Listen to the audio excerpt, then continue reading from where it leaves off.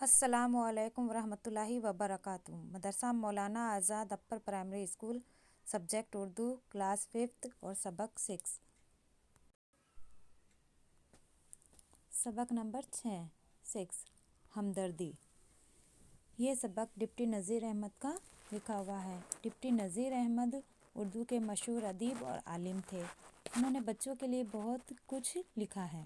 اس سبق میں انہوں نے ایک بچے کا واقعہ بیان کیا ہے جو دوسروں کے ساتھ ہمدردی کرتا ہے اور مشکل گھڑی میں کام آتا ہے۔ جو لوگ پریشانی میں ہوں ہمیں ان کی مدد کرنی چاہیے۔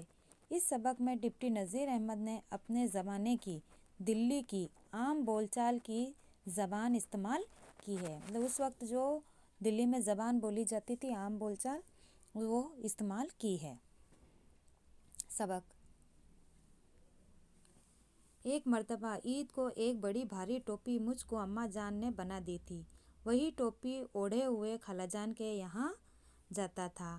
میاں مسکین کے کوچے میں پہنچا تو بہت سے چپراسی پیادے ایک گھر کو گھیرے ہوئے تھے اور بہت سے تماشائی بھی وہاں جمع تھے۔ یہ دیکھ کر میں بھی ان لوگوں میں جا گھسا۔ معلوم ہوا کہ ایک غریب، نہایت غریب، بوڑھی سی عورت ہے، چھوٹے چھوٹے کئی بچے ہیں۔ سرکاری پیادے اس کے میاں کو پکڑے لیے جاتے ہیں۔ پیادے پتہ ہے؟ پیدل سپاہی۔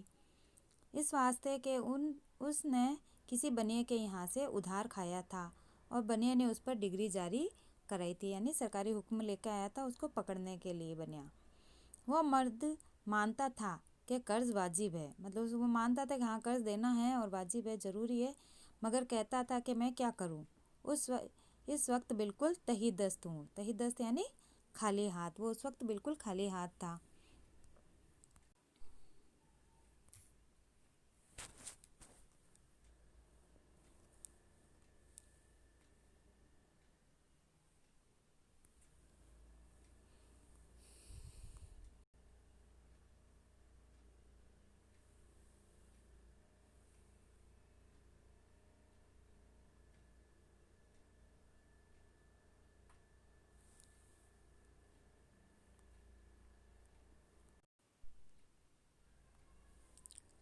کہ میرا دل دہل گیا۔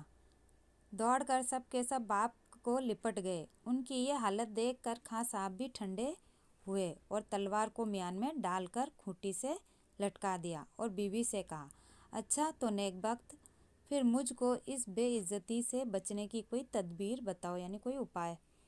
بیوی نے کہا، بلا سے جو چیز گھر میں ہے اس کو دے کر کسی طرح اپنا پنڈ چھڑواؤ، یعنی اپنا پیچھا چھڑواؤ۔ تم کسی طرح رہ جاؤ تو پھر جیسی ہوگی دیکھی جائے گی۔ بیوی کہتی ہے گھر میں جو بھی سامان ہے وہ دے کر پنڈ چھڑواؤ، وہ سارا سامان ہے وہ دے دو۔ توا، چکی، پانی پینے کا کٹورا، نہیں معلوم کن کن وقتوں کی ہلکی ہلکی بے کلی 2 پتیلیاں، بس یہی اس گھر کی کل کائنات تھی، یعنی کل پونجی اس گھر کی یہی تھی۔ چاندی کی 2 چوڑیاں، لیکن ایسی پتلی جیسے تار، اس نیک بخت عورت کے ہاتھوں میں تھی۔ یہ سب سامان خاں صاحب نے باہر لا کر اس بنیے کے روبرو رکھ دیا۔ اول تو بنیا ان چیزوں کو ہاتھ ہی نہیں لگاتا تھا۔ لوگوں نے بہت کچھ کہا سنا، یہاں تک کہ ان سرکاری پیادوں کو بھی رحم آیا۔ انہوں نے بھی بنیے کو سمجھایا، بارے خدا خدا کر کے وہ اس بات پر رضامند ہوا کہ 5 روپے اصل، 2 روپے سود، ساتوں کے ساتوں دے دے تو فارغ خطی لکھ دے، یعنی 7 روپے کل ہوا قرضہ، وہ دے دے تو رسید دے دے، یعنی سرٹیفکیٹ قرض ادائیگی کا سرٹیفکیٹ رسید دے دے، فارغ خطی۔ لیکن خاں صاحب کا کل اثاثہ 4 ساڑھے 4 سے زیادہ کا نہ تھا۔ لیکن کیا ہوا، خاں صاحب کا سارا ہی سامان، اثاثہ یعنی سارا سامان 4 ساڑھے 4 کا ہی تھا۔ تب پھر گھر گئے تو بیوی سے کہا کہ 2.5 روپے کی کسر رہ گئی ہے۔ بیوی نے کہا، اب تو کوئی چیز میرے پاس نہیں، ہاں لڑکی کے کانوں میں چاندی کی بالیاں ہیں، دیکھو جو ان کو ملا کر پوری پڑے۔ وہ لڑکی کوئی 6 برس کی تھی، بس بے نئے جتنی ہماری حمیدہ،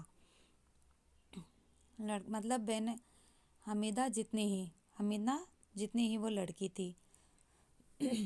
اماں جو لگی اس کی بالیاں اتارنے تو وہ لڑکی اس حسرت کے ساتھ روئی کہ مجھ سے ضبط نہ ہو سکا۔ میں نے دل میں کہا کہ الہی، اس وقت مجھ سے کچھ بھی اس کی مدد نہیں ہو سکتی۔ فوراً خیال آیا کہ 1 روپے اور کوئی 2 آنے کے پیسے تو نقد میرے پاس ہے۔ دیکھوں ٹوپی بک جائے تو خاں صاحب کا سارا قرض چک جائے۔ بازار تو قریب تھا ہی۔ فوراً میں گلی کے باہر نکل آیا، رومال تو سر سے لپیٹ لیا اور ٹوپی ہاتھ میں لے کر گوٹے والے کو دکھائی۔ اس نے 6 کی آنکی، یعنی اس نے اس ٹوپی کا مول لگایا کہ بھی 6 روپے کی ہے۔